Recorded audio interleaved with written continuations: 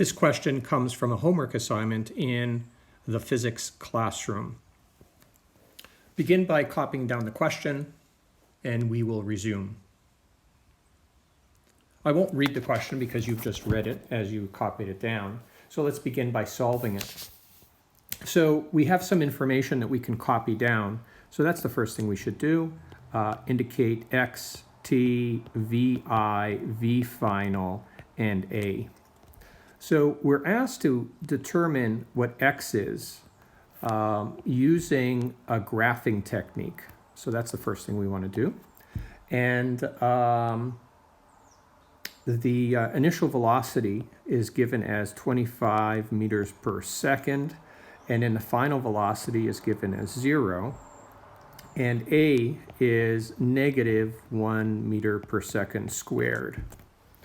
So if I was to sketch a graph of this, let's do a rough sketch here,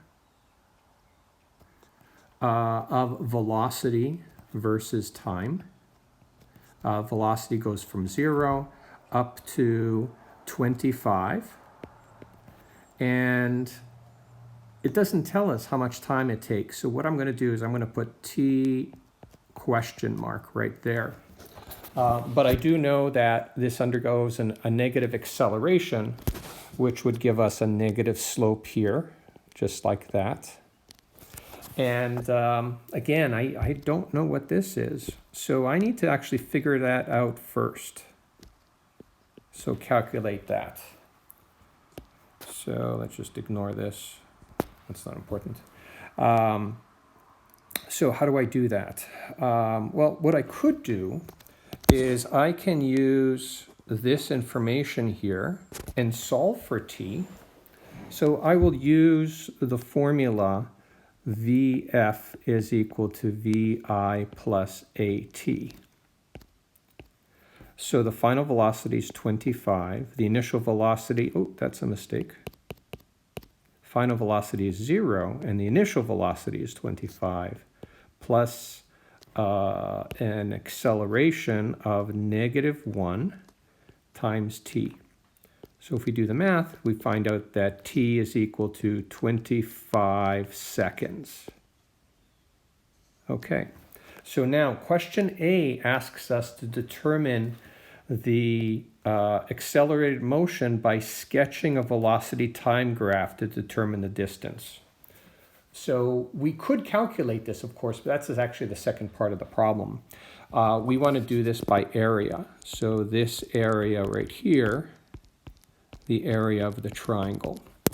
So the area of the triangle, we have area is equal to 1/2 base times height.